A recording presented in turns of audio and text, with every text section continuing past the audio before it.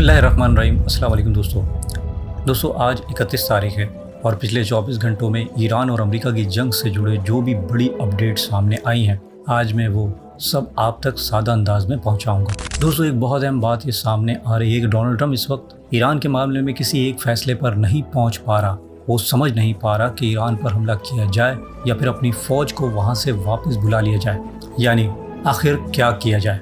यही कन्फ्यूजन इस वक्त ट्रंप के चेहरे पर दोस्तों साफ नज़र आ रही है। उसकी सबसे बड़ी वजह यह है कि ईरान, चीन और रूस का वो मुश्तरका मंसूबा जिसने दुनिया के तमाम तवाज़ुन और ख़ास तौर पर सुपर पावर होने के सारे दावों को हिला कर रख दिया है।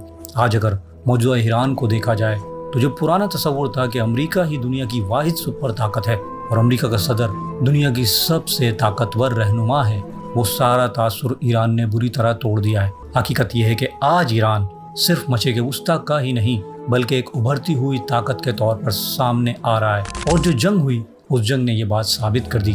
अब कई माहिरीन खुलकर ये कह रहे हैं कि अगर ईरान पर लगी हुई पाबंदियों का हिसार हटा दिया जाए तो आने वाले चंद बरसों में ईरान हर मैदान में अमेरिका के बराबर खड़ा हो सकता है और फिर अमेरिका को हर शोबे में सख्त चैलेंज दे सकता है। दिफाई मैदान की बात करें तो ईरान के मिसाइल की ताकत पूरी दुनिया ने देख ली है। जिस तरह इसराइल पर हमले हुए और जिस तरह अमेरिका के कुछ अड्डे तबाह हुए, जिसके बाद ईरान के मिसाइलों का कोई आसान मुकाबला नज़र नहीं आता। और इसके साथ साथ ICBM मिसाइलों पर भी काम हो रहा है।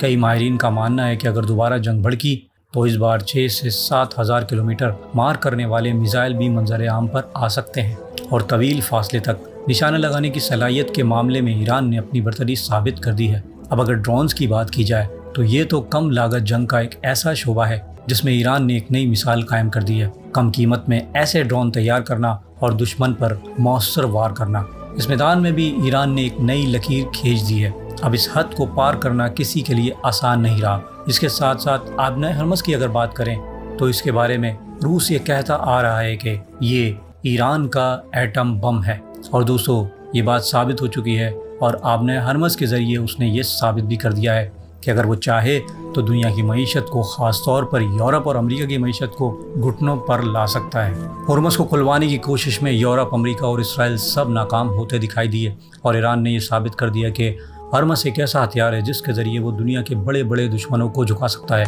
अब इसराइल की सूरत हाल देखें तो कुछ वक्त पहले तक ये समझा जाता था कि इसराइल एक ऐसा मुल्क है जो एक साथ कई महाजों पर जंग लड़ सकता है और कई ममालिक पर वो भारी पड़ सकता है, लेकिन ईरान ने इस तस्वुर को भी तोड़ दिया।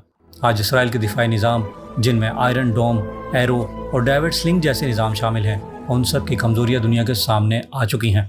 यानी इसराइल के बारे में जो ये तासुर था कि वो एक साथ कई दुश्मन का सामना कर सकता है, उसको ईरान ने शदीद नुकसान पहुंचा दिया है। और जब ईरान ने इसराइल पर कारी ज़रब लगाई तो दुनिया ने एक नया मंजर देखा, एक ऐसा मंजर जिसमें इसराइल का नाकाबिल तस्खीर होने का दावा कमज़ोर पड़ गया। अब ज़रा दोस्तों इब्राहिम अकॉर्ड की तरफ बात करते हैं कि इस वक्त सूरत हाल ये है कि अरब और मुस्लिम दुनिया के कई ममालिक ट्रंप के साथ जाने को तैयार नहीं।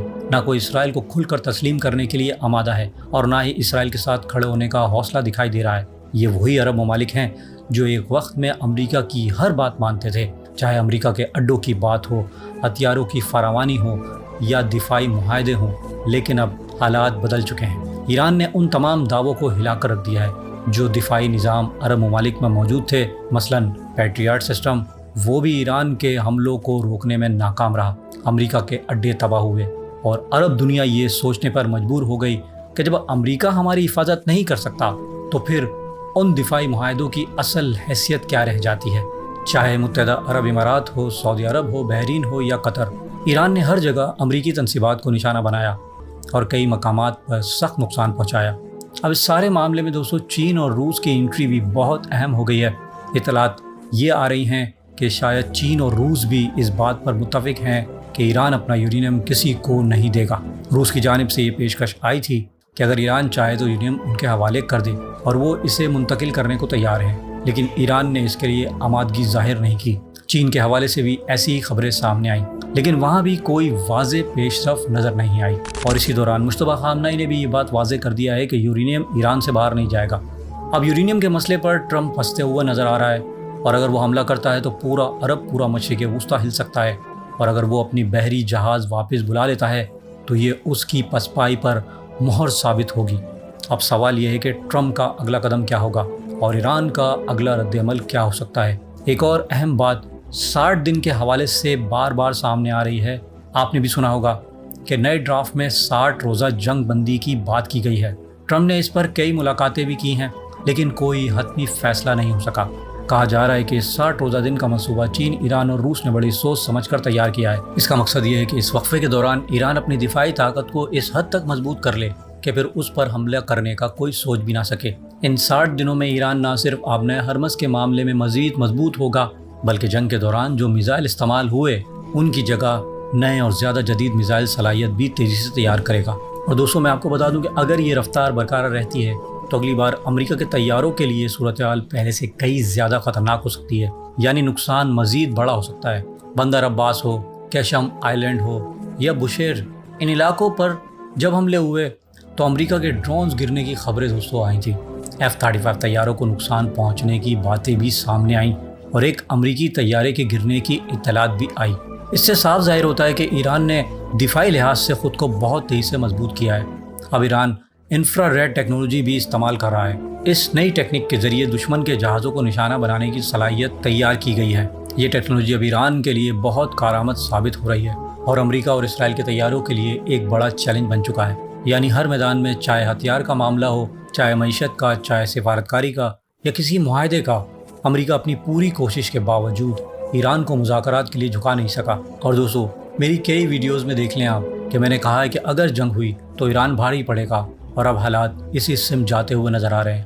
اس درمیان روس کا نیٹو کو کھلا چیلنج اور یوکرین کے خلاف نیوکلیئر میزائلوں کے استعمال کی خبریں نیٹو ممالک کے لیے بھی ایک سخت وارننگ بن کر سامنے آئی ہے۔ ایسا لگتا ہے کہ روس، ایران اور چین اب نئی حکمت عملی کو عملی شکل دینا شروع کر دیا ہے۔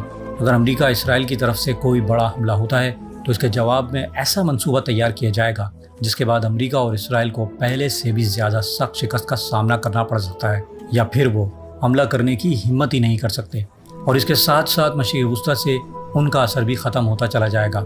ابراہیم اکارڈ کا کمزور پڑنا بھی ایک اہم حقیقت ہے۔ روس اور چین نے کئی عرب ممالک سے بات چیت کی ہے۔ اب سوال یہ ہے کہ کیا ابراہیم اکارڈ، جسے ٹرمپ بہت بڑا منصوبے کے طور پر پیش کر رہا تھا، ایران کے اس موقف کی وجہ سے اب مکمل طور پر ناکام ہو چکا ہے؟ اگر یہ منصوبہ ناکام ہوتا ہے تو اس کا مطلب ہوگا کہ اسرائیل کے لیے بڑا دھچکا، اور اس کے ساتھ ہی عرب ممالک میں امریکہ پر بھی اعتماد مزید کمزور پڑ جائے گا۔ جس طرح ٹرمپ نے عمان کو دھمکایا اور جس طرح محمد بن سلمان کے بارے میں یہ خبریں آئیں کہ وہ ٹرمپ کے موقف سے متفق نہیں، یہ اشارے بتا رہے ہیں کہ مشرق وسطی میں اگر کسی کو اصل طاقت سمجھا جا رہا ہے تو وہ ایران ہے۔